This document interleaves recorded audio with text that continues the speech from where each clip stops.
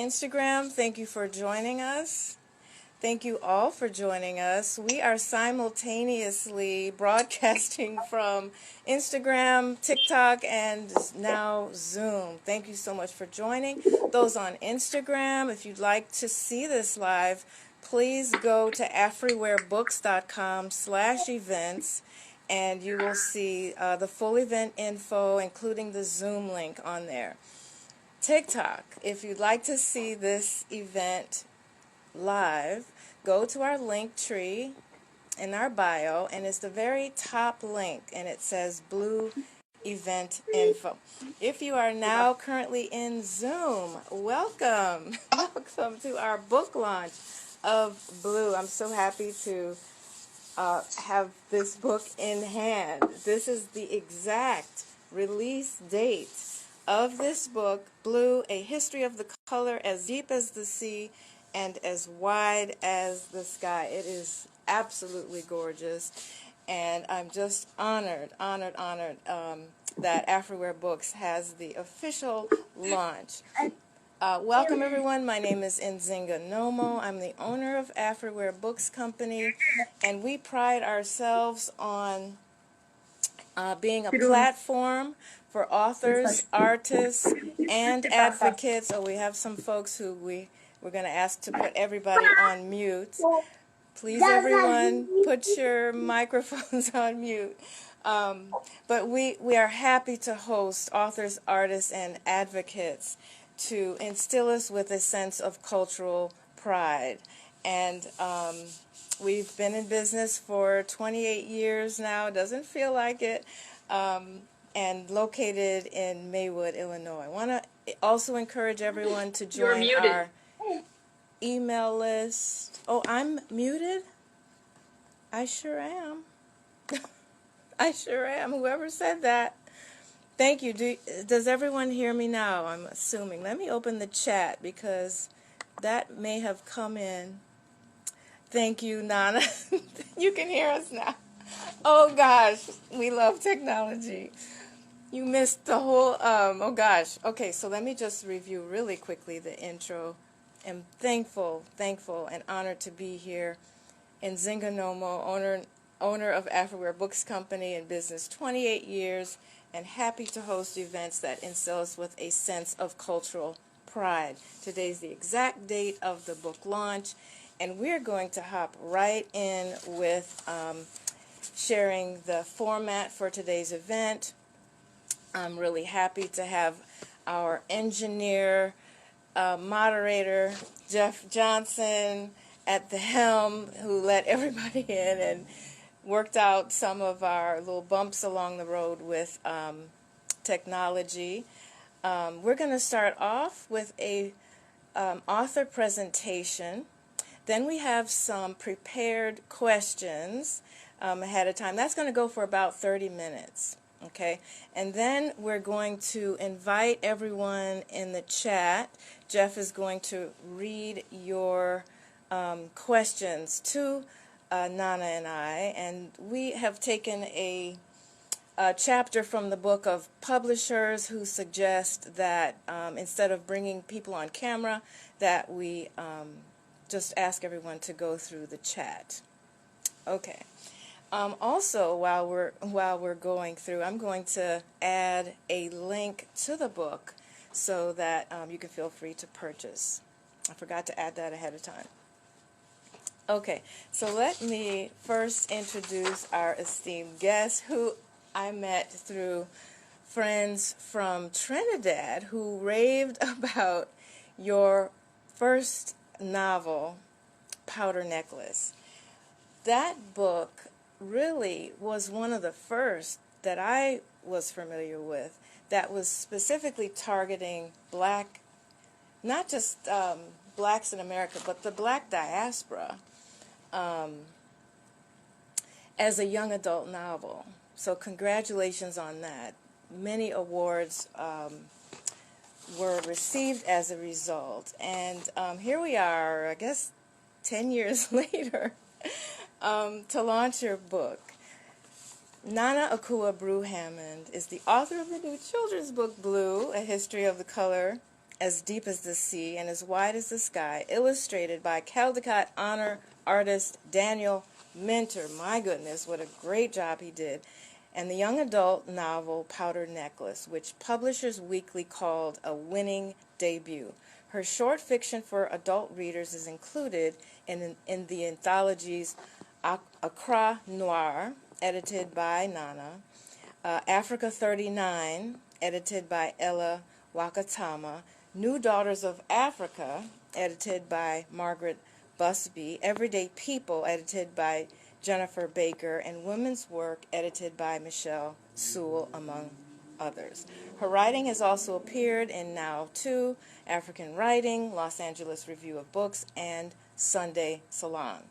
Brew Hamond was a 2019 Edward Albee Foundation Fellow, a 2018 Pagaya Literary Festival guest author, a 2018 Ake Arts and Book Festival guest author, a 2018 Hobart Festival of Women Writers guest author, a 2017 Aspen Ideas Festival scholar, and on and on. And I'm going to ask Nana ahead of time, I don't want you ever to feel like you're bragging, because if it's true, right, it's just true. And so I want you to make sure to highlight any accolades that you've received in the past that I may have missed, because I really want to I just want to pass the torch and the mic to hear you. So needless to say, her accolades go on and on, but I want to make sure to mention this last part. Also noted for her personal style, Brew Hamond's fashion sense has been captured by New York Magazine, Essence Magazine, the Sartorialist, Paper Magazine, and the New York Times, among many, many others. She recently co-founded the Made in Ghana coat line, Exit 14, which was featured on Vogue.com. That, how many lives you are living at one time is amazing. So I do want to talk about that a little bit later as well. It's just so intriguing, all of your accolades. Please join me. I want everyone to put your hands together and welcome Sister Nana Akua Brew Hamond.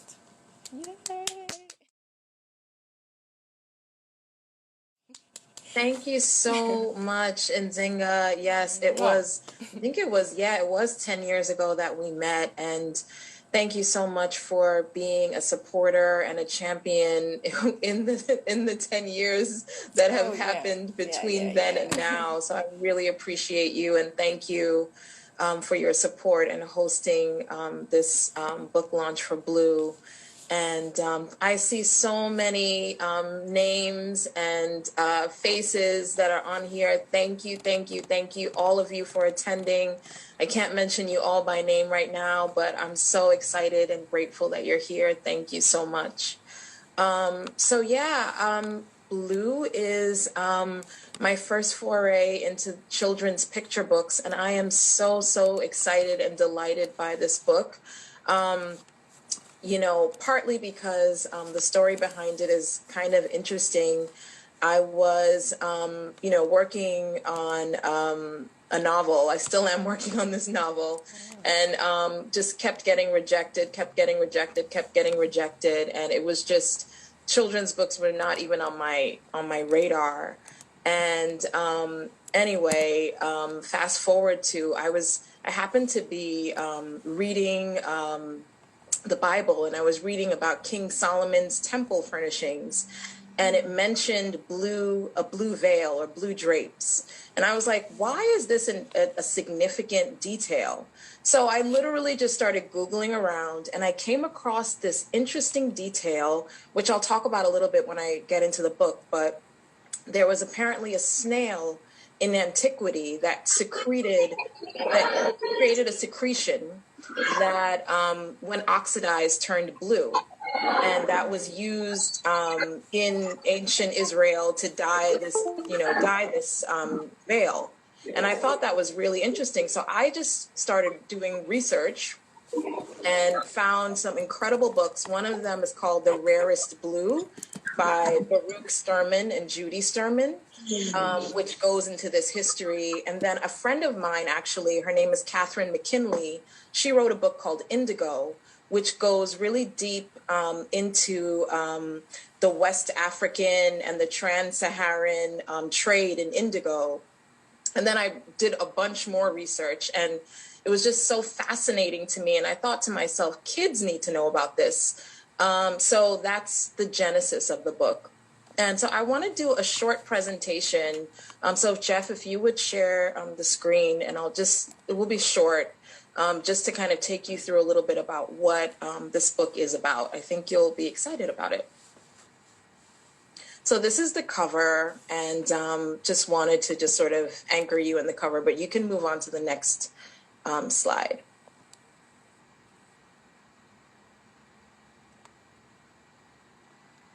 You can move on to the next. Yeah.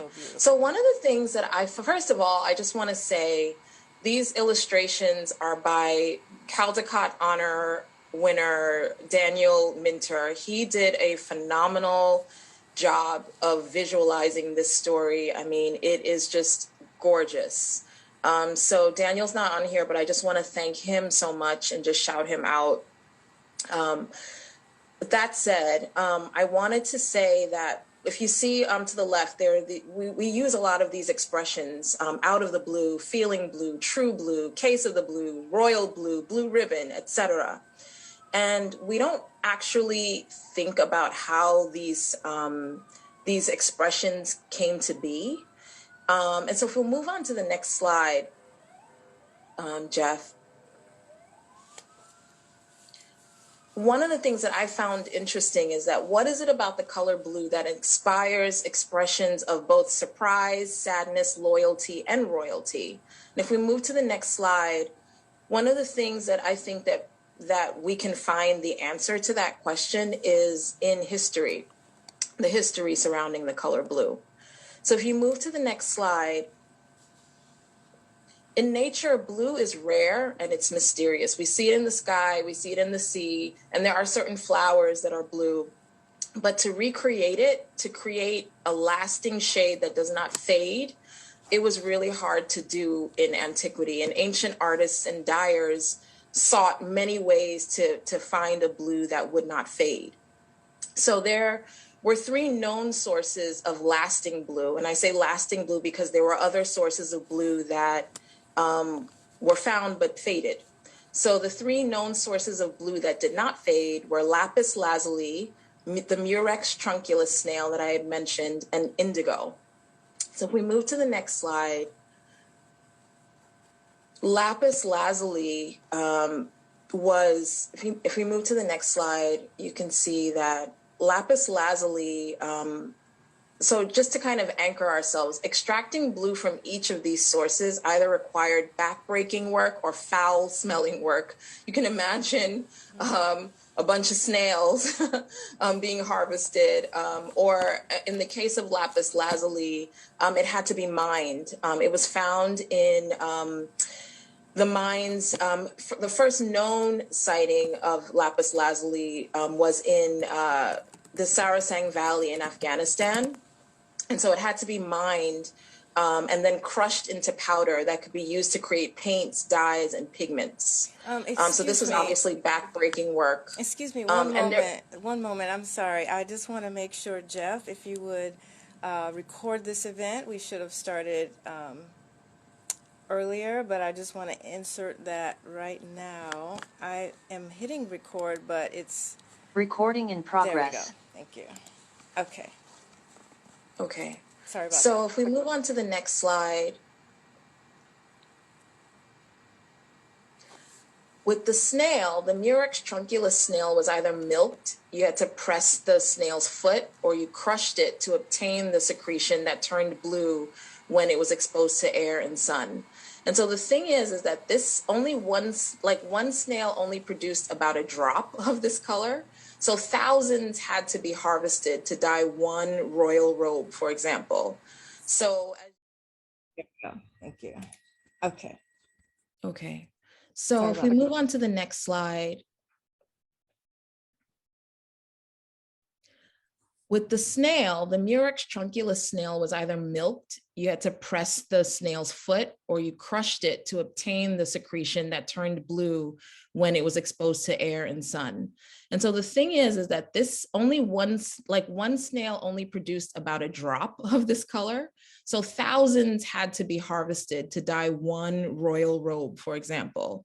So as you can imagine, not only was this backbreaking and foul smelling work, but it made blue such a precious commodity that only the very rich, royalty, the very powerful in society could afford. And in some cases, it was illegal for anyone outside of those classes to wear blue. So if we move to the next slide. So enter indigo. So indigo as a plant, it could be harvested in abundance if you had the land and the workers to do it. So it quickly became preferable to lapis lazuli and the snail. But the thing is that, of course, once as we live in society, anytime there is a commodity that is in high demand and is yielding so much money, ultimately it fueled a brutal exploitation of workers. And India and Nigeria in particular were big power centers of indigo. And in India and in Bangladesh, for example, workers were forced to farm indigo instead of food. In Africa, it's a very complicated story. So indigo was such a precious commodity. It was used as cash, the way we spend cash. So strips of indigo were actually used to buy and sell Africans in the trans-Saharan slave trade. Now, if you move to the slave trade in, the transatlantic slave trade that we know of in the States, what was happening with indigo was that a young woman, her name is Eliza Lucas, she was gifted indigo and gave it to the captives on her plantation, and they farmed it, and she's credited with, basically enabling indigo to become a cash crop in the United States. So if we move to the next slide. So basically, there's a lot more to the story. I'd invite you to read the book, to get the book to find out more. But basically, as we know, we're not in that stage right now where people are, enslaved around the color blue. But it's very fascinating because there was a race basically to find a way to create blue that was cheap, easily accessible, and make it so that blue is not this sort of brutal thing that we're living with today. But if you move to the next slide, if we rethink, those ideas that, I opened this talk with, like when we talk about out of the blue or true blue or, a case of the blues, I really believe that, a lot of these expressions that we use that we don't really even think about where they come from this history. Because, for example, with blue, because it was this hot commodity, there were a lot of counterfeits. So it was very important for there to be a true blue. Mm-hmm. And, when we talked about out of the blue, the way it was extracted in many cases happened through oxidation. So there was a mystery around it. So when we talk about out of the blue, it was a surprising discovery. When we talk about the blues, feeling blue, this idea of like the brutality that was attached to this commodity. And so for me, I think that it's so interesting and such a powerful thing that we can kind of look back and see like that all of this is rooted, everything that we talk about now that we're very much disconnected from is actually rooted in something. And I think for me anyway, it gave me just a completely different perspective on the color blue, and it made me start wanting to research more about the color blue and other colors. And I think that it's something that would actually awaken in children and in all of us, I think, a sense of wonder about the world around them. So when they look at Blue after reading a book like this and understand that there's a whole story and a whole history and many, many cultures that contributed to the story around the color blue, I think it's going to open up their world and open up their sense of wonder. So I will end there. That was awesome and fascinating. And I do agree with you that that is really the magic that books have in opening up the imagination. And that is sorely needed today in today's curriculum that is seeking to almost dumb people down. So thank you for this highly valuable contribution. Both in word and in imagery. I mean, that's a winning combination. So at this time, I want to just again say to TikTok, those of you listening, watching, please go to the link tree in the bio, the top link, if you're interested in joining us live for this Zoom event. And on Instagram, please go to afriwarebooks.com/events, because you have got to meet our beautiful guest, Sister Nana Akua Brew Hamond. We're going to start now with a few questions prepared ahead of time. And then I want to also encourage those of you on this call to start preparing your questions as well. We will take time to address those. So let's back up a little bit, Sister Nana. Please tell us tell us more about who you are, your journey on this earth, and how you got to this place. Have you always wanted to be a writer? What is that side of Sister Nana? Wow, thank you. Yeah, I have always wanted to be a writer. I just, was that child that when we would go to family functions, I would be like in the room where all the coats were thrown on the bed, reading or writing even. So I've always wanted to write, and I always loved stories, and I think story just has so much power to explain the world and open the world up to us. So I think I remember just sort of speaking of Powder Necklace, what you said about just sort of this idea of having a young adult novel that speaks to a diaspora experience. That was important to me because I read so many amazing books. One of my favorite books growing up was like the Ludell series, Ludell and Willie. But there were so many amazing books for Black children, or targeting, about Black children and Black stories. But I found it difficult to come across books that were about, kids who were like me, who had parents that were from Ghana or from other countries.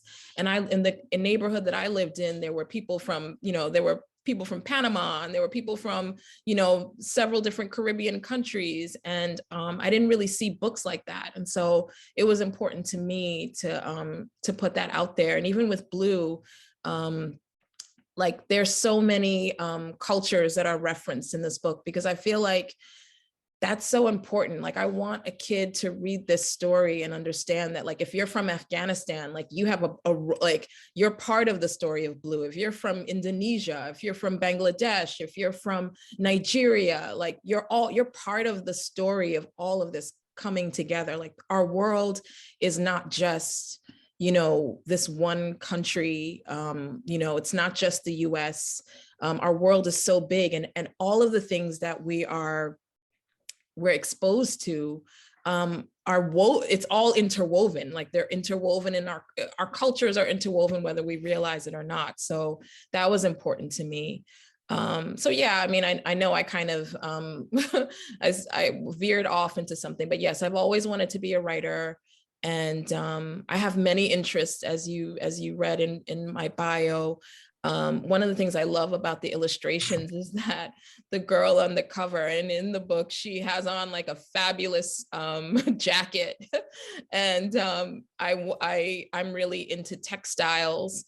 And so the company that my sister and my mom and I founded, Exit 14, we use one Ghanaian textile, a traditional Ghanaian textile called batakari, to make, modern silhouettes. So I love that, this book references that sort of visually. Absolutely. I love that. I love that. And I want to move forward. I have quite a few questions, and I see that it looks like the chat is filling up. So I want to make sure that I'm not duplicating what you've already said. You really have talked about a little bit about how the project came to be, your personal journey. Could you add how did Daniel mentor? How did that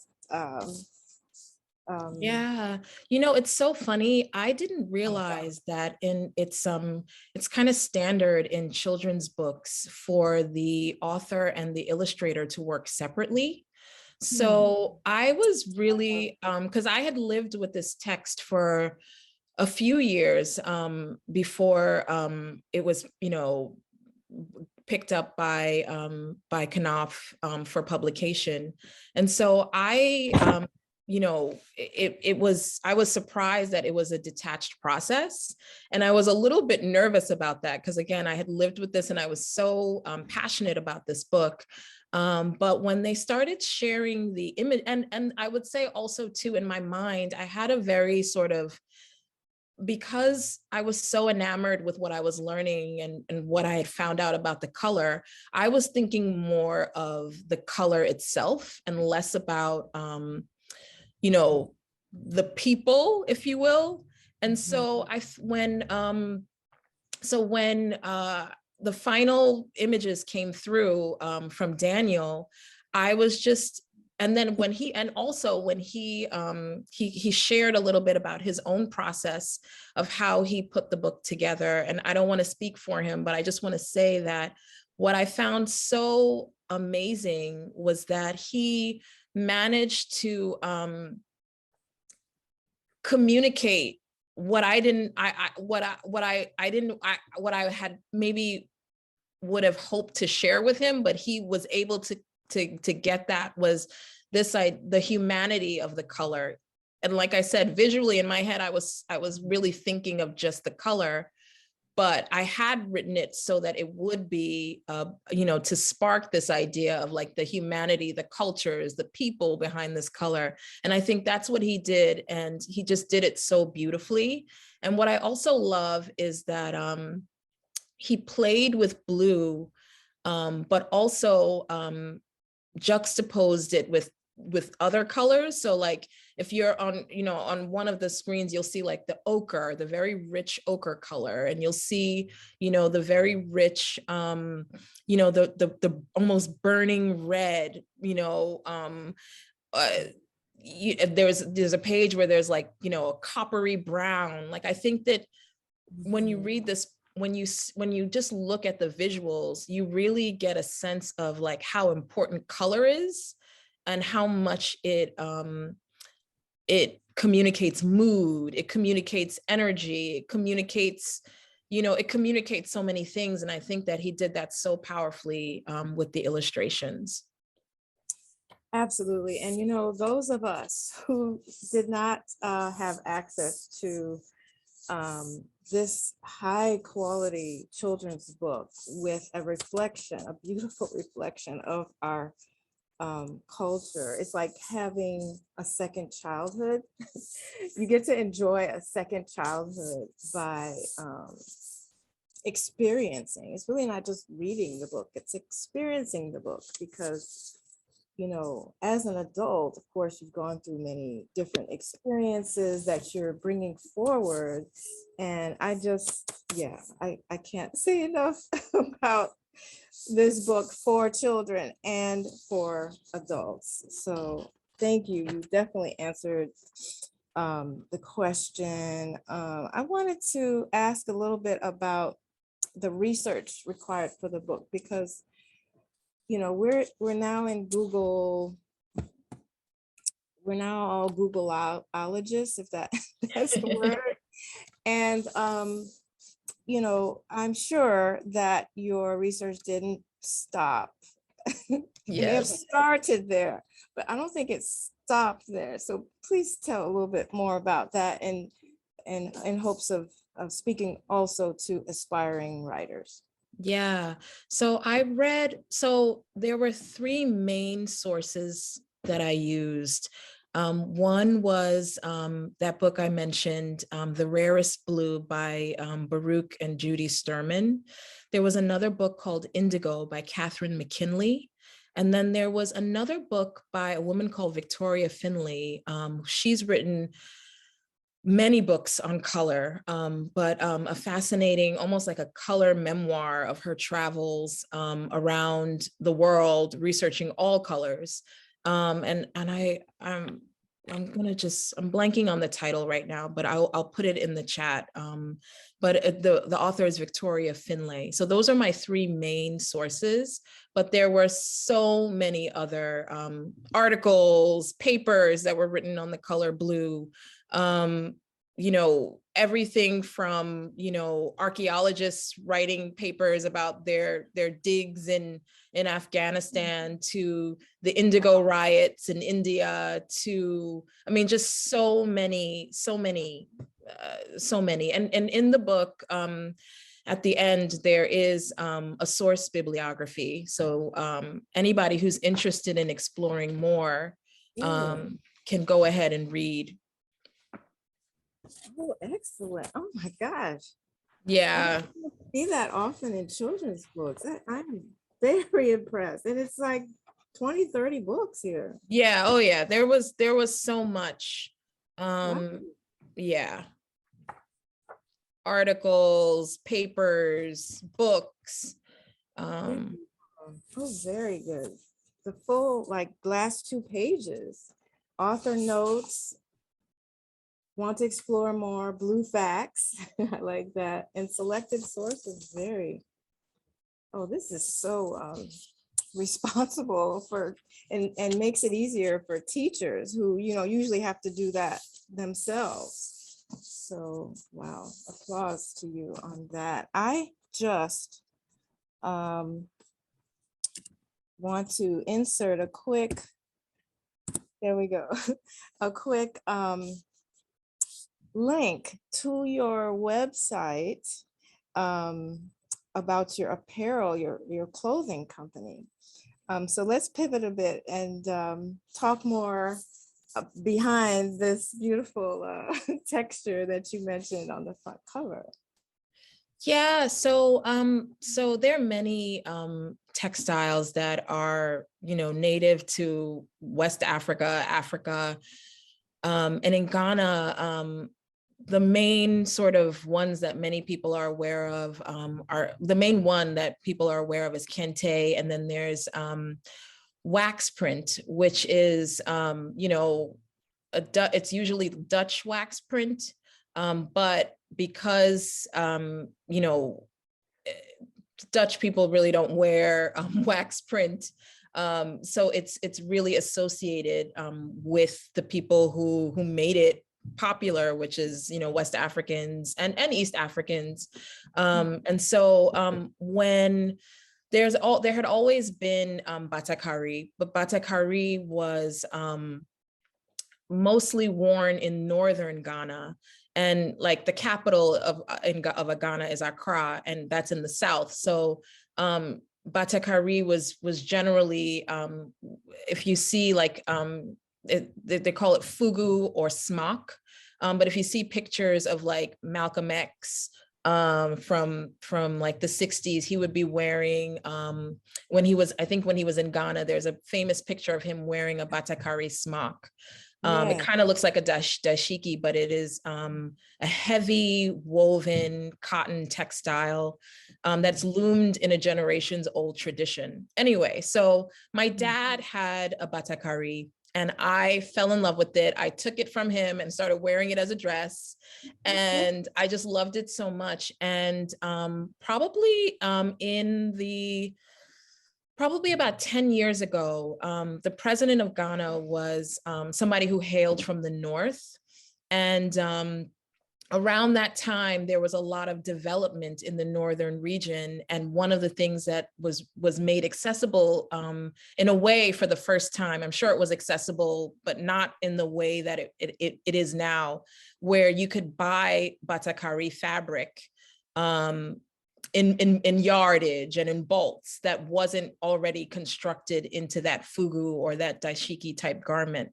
And so when I had access to that, I said, wow, I want to make suits with it. And so I just started making things for myself. And I realized that what I love about it is that it's a heavier textile. And it's also very sturdy. And so when, living in the States, when it starts to get colder, I can, if I made a coat out of it, I was like, wow, let me try that. And my sister, my mom, and we made coats. And we each wore it like one day, like in our separate areas that we were in. And we just messaged each other on our family WhatsApp chat, like, wait, did you get stopped a million times for like asking where's that coat from? And that when we said, you know what, let's try to do this. Let's make a capsule collection. So we made like a few styles. It did really well. Vogue, we did a second one, Vogue.com published a story on it. And, we just said, okay, we've got something here. This is great. And so we, that's the business. That's Exit 14.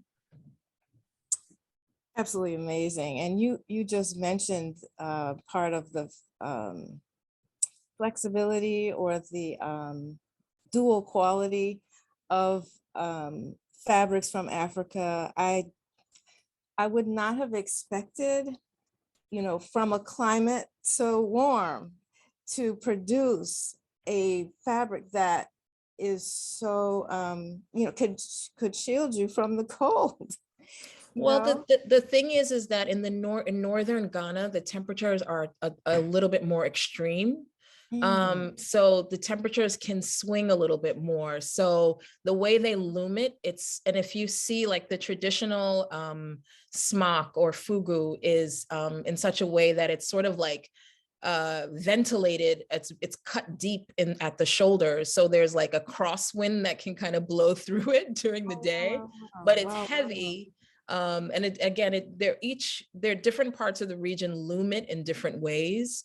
So it's heavier in certain areas and lighter in certain areas. But the idea is that it's supposed to be sort of like this garment that can kind of take you through like a chillier time of day and a super hot time of day. So I really love it. I really think that it's like, I call it like climate change or global warming fabric, That's a good way to label it.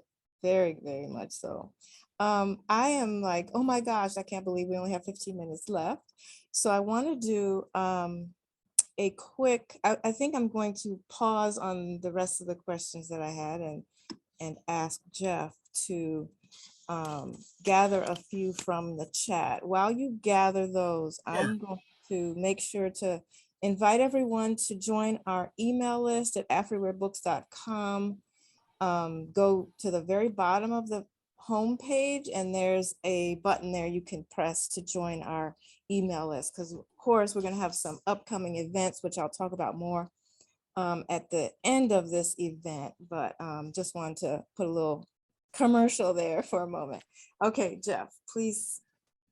Nana Asantewa, I hope I said her name right. She wants to know, would you say the blues is called thusly because of indigo?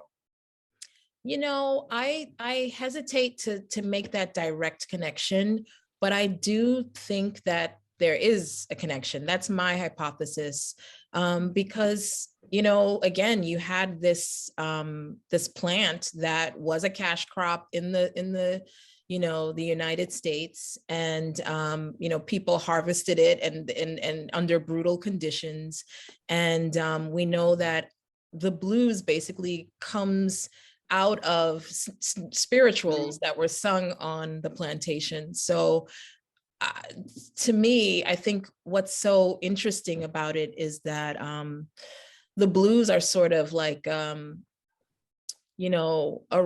sort of, Daniel Minter actually was talking about it in this way. And so I'm going to just sort of paraphrase what he was saying, but he was saying like the blues were a way to kind of find joy in the suffering, and sort of express, it was a way of sort of like expressing yourself and having a sort of escape from the brutality and the toil, or just the brutality, right? And I think what's so interesting about the color blue is that in some ways, that's what the color blue has been throughout history. It's sort of like this revelation, this surprise, this beauty that can come out of like this backbreaking work, or this brutality, or this foul smelling thing. There's this beauty that emerges in spite of. And so so that would be my answer. I don't know if that's if there's a direct connect, but I like to think that there could be, and there probably is. All right. Lionel says, I assume this book has been test read by children and wants to know what is their reaction to it. I don't know if it was test read by children. I did test read it on my cousin Fred is on here, and I test read it on his older son. I test read it on my friend Kenya's son, and they both said that it was interesting. And with Fred's son in particular, I read it to him in person, and I looked for times when he got like a little bored with it, and I asked him, I was like, okay, what's boring about this? Like, where did you lose interest? And he told me. So that was my focus group. Okay, very good. Susan says, I love how you make the connection in your book between history and language. Also love how the book, which she received today, and agrees that it's gorgeous. She says, begins with science of blue and moves into the history. She would like to know, what is it like to structure the book? And how did you decide what to include? I have to say that I want to just shout out my editor, Karen Greenberg-Smith, who really was very helpful, because initially I had I was just so enamored by all the information that I was finding out that, I wanted it all in there. So she helped me with restraint. But in terms of the structure, the idea was to kind of start from a place of, we see blue everywhere around us, right? But like, and then just sort of like, but what's the story behind it? And so that would be our way in. And then just, talking about like where it was discovered and how it was discovered and what that meant and why blue, why all of those factors made blue such a precious commodity. And then, why even though like sort of we've moved on from that point in history, how those things linger in our lives today, in our world today. Okay. A couple more questions here. I guess it's Santewa again. Did you encounter anything in your research that talked about Dr. George Washington Carver and him finding the color blue/purple in its organic form? No, I did not. Thank you. And actually, it's funny, just in, in the last few days of putting, promoting this book, somebody else was mentioning to me that in Gullah Geechee culture, blue was also really important and powerful, and it's painted in homes, on doorsteps and on ceilings, I believe. So I'm sure there's a million more stories around this color. And what I'm interested in doing is collecting a lot of these stories, because even with other colors, as I'm, this has awakened, a color obsession in me. So I've been researching other colors and working on other colors. And what I'm finding is that there's a lot of limited scholarship on like where these colors are in like Black consciousness and African consciousness, and so that's actually something that I really want to do some research on, and just kind of, and I've started to just kind of going out and asking, like, what does the color, this whatever color mean to, a Ghanaian dyer, a Ghanaian scholar, a Ghanaian, priest, religious priest, just kind of understanding that, and going sort of country by country, to find out like what's the story in these cultures, because there's really a dearth of research about that. Absolutely. Very good.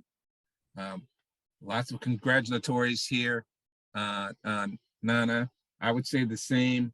I think it's fascinating, and I'm sure children will find fascinating, where things come from, and to really open your mind around, as much as children love colors and crayons and painting and art, to think of, wow, each individual color had its own story, a journey, a challenge to get that color in your palette.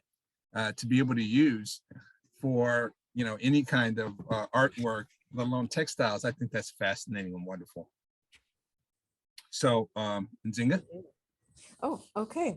I want to, let me check one of the questions I have before we go to the closing remarks is, who or what were your inspirations growing up, and do you have a special message for aspiring writers? Oh gosh, in terms of inspirations and influences, there are too many to name right now. I'm gonna think about that and try to like distill it down to one or two names. But I would just say for writers that anybody who's aspiring, like, just keep at it. Like, I feel like there's this idea, like it is quite intimidating when, you're not published, and, you encounter the whole sort of like, first I need to find a literary agent, then I need to find, somebody who's going to buy it. It is daunting, and I definitely understand that, but it's possible. You just have to keep at it. I have, even with this book Blue, like I sent this to so many agents, so many, and everyone just said, very interesting, no, very interesting, but no, not my thing. And one person, it ended up in like this, and how I even found these people, I Googled a publisher's marketplace article about the best children's book agents. And that's how I just kind of reached out to them cold. And one man, my agent, John Rudolph, reached out to me a couple months later. It had ended up in his slush pile. And he got back to me, he said, this is interesting. And I had never written a children's picture book before. And so he kind of helped me structure it in a way that, would fit the format. And so, just keep at it. Don't be intimidated, just keep at it and do it. Oh my. Okay.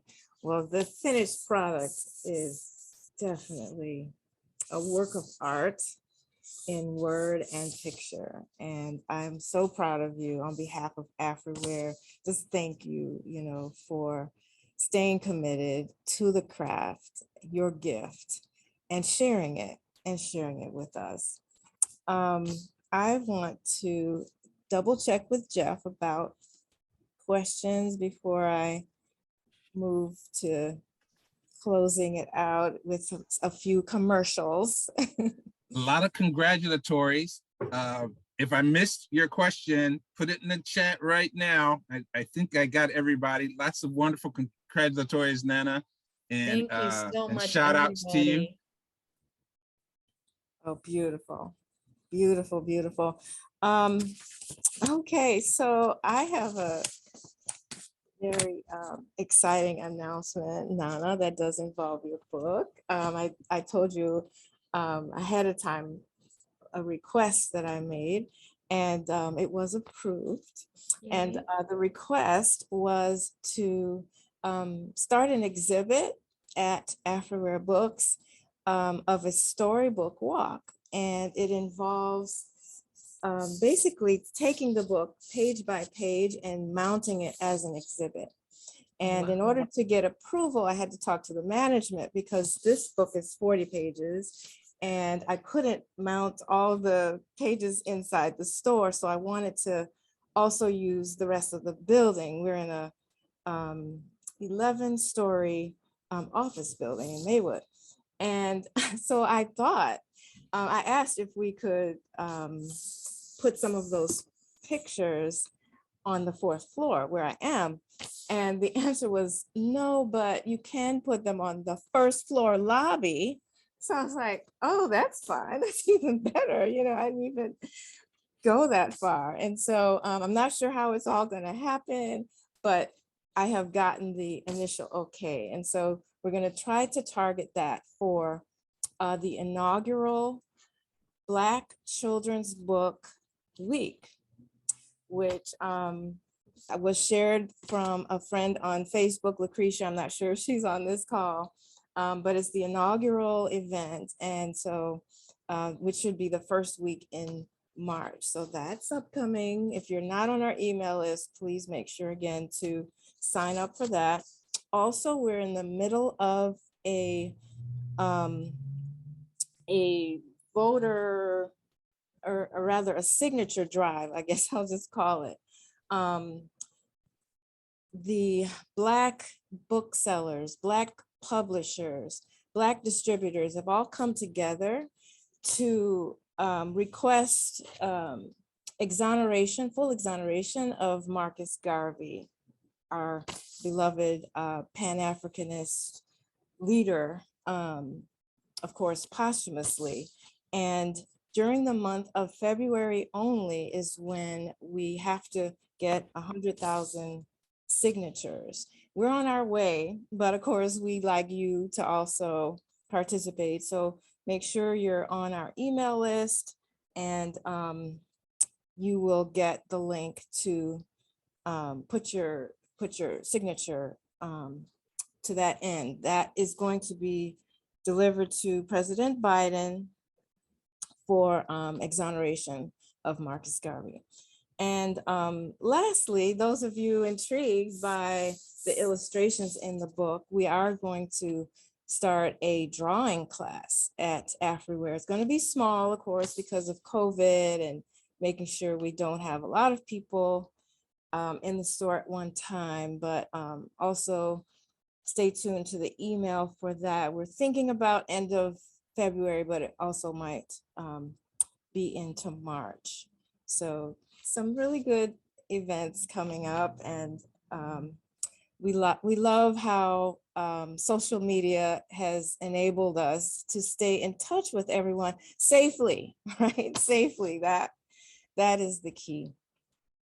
So without double checking with Jeff and Nana, if you have any closing remarks you'd like to make, I will please invite you to do so at this time before I close it out completely.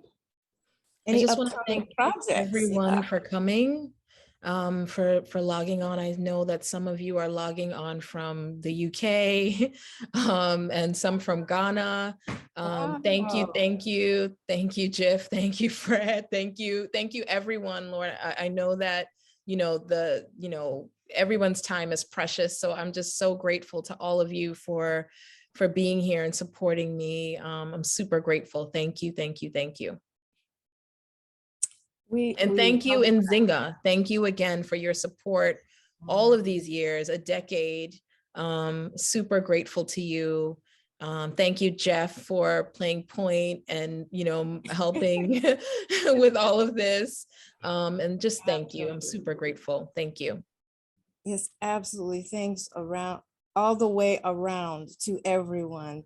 You're supporting wonderful authors like this. Goes so far. It's not a small act that you are participating in. It's huge. Okay, it's huge, especially with such high quality produce. It goes a long way, and eyes are definitely what I did not get to mention this. I'm super, super excited because not only is it a Black author, but also a Black illustrator. That doesn't always happen, everyone. So I'm definitely in celebration about that as well. So, wow, Instagram, thank you for hanging tough throughout. Thank you, TikTok, for this simultaneously broadcast event. It's been exciting. Everyone, please share it widely to your friends. Tell them what a great event this was. And of course, encourage them to purchase their book from a Black-owned bookseller. Yay! So thank you to everyone. And we will stay in touch. Okay, bye. Thank you, Donna. Wow.